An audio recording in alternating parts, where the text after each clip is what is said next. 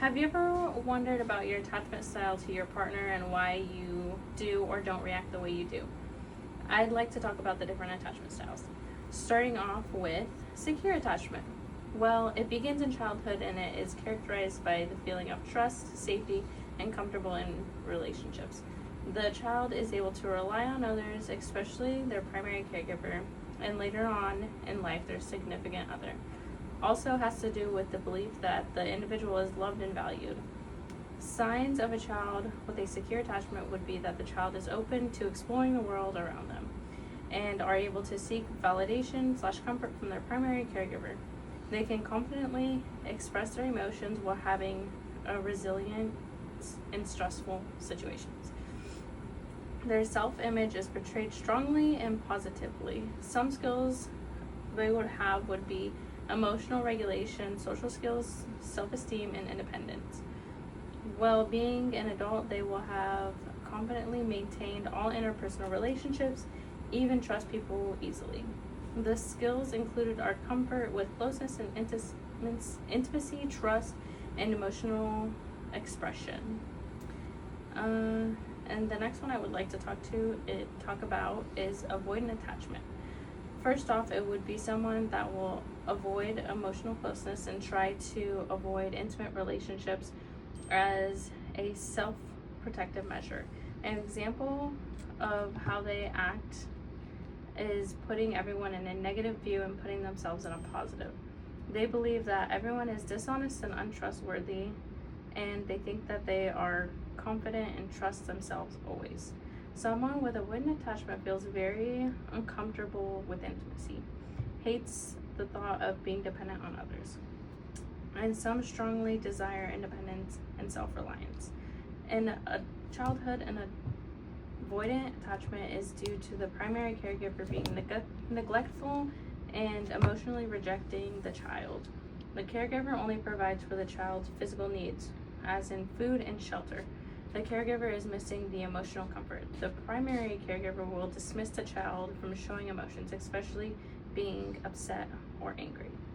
A child would exhibit minimal emotional expressions, lack of eye contact, distancing behavior, ignoring caregivers, ignoring attempts to comfort, playing alone, and not seeking help from others, as in teachers or classmates.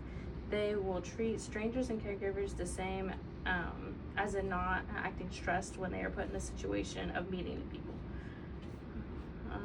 The next is resistant attachment. Someone that has resistant attachment with constantly feeling a sense of anxiety, insecurity, and need of reassurance in relationships, and scared of people abandoning them. Some key actions that are shown is fear of rejection, clinginess, neediness, jealousy, emotional instability, meaning they'll fluctuate between feeling close and then wanting to distance from their partner. Some overthink and constantly overanalyze their partners and parents' behavior for signs of rejection. Someone would have difficulty trusting and having low self-esteem. Someone will exhibit outbursts when their needs are not met. They are constantly seeking closeness and pushing whoever away. In a child, someone with the resistant attachment would show that they are really clingy, and they would depend on their caregiver to show signs of distress when they leave the room. Once they return, the child will be angry or push them away as a punishment. They do this because they feel their needs are not being met. This shows the caregiver is available sometimes, but not all the time. A child with an inconsistent parent would test their behaviors, leading to ambivalent behavior upon reunion. In adulthood, the person would have fears of being abandoned, so they would check in excessively and overly cling in their relationships. Then turn around and pick arguments and push people away.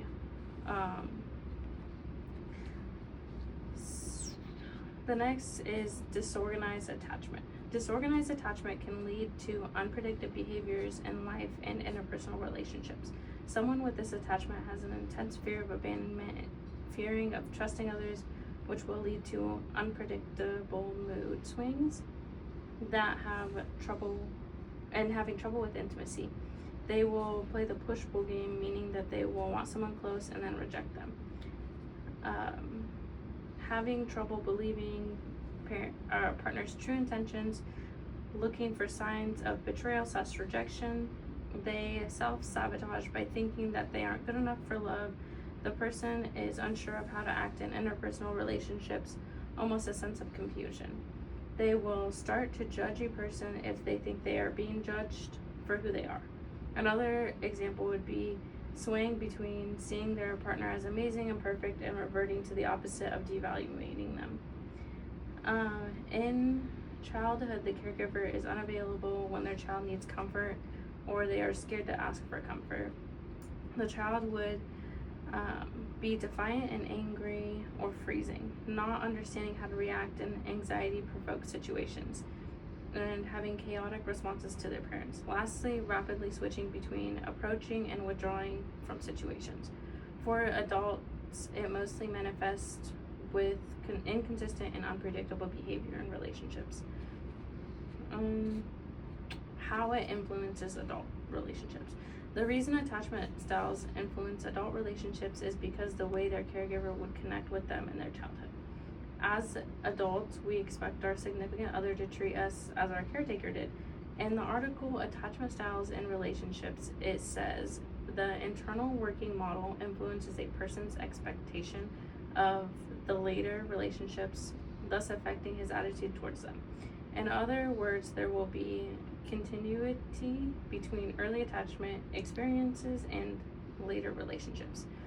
With the article saying this, I would like to say it supports that your childhood really affects your interpersonal relationships later on in life. And in conclusion, I would say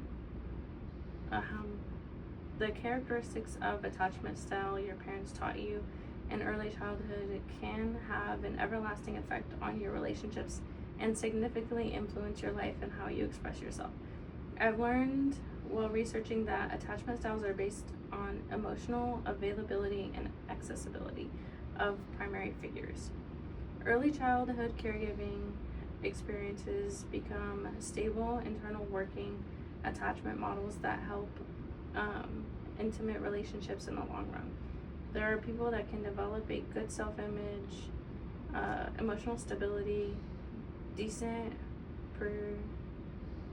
perception of themselves and others when shown positive attachment related mental representations.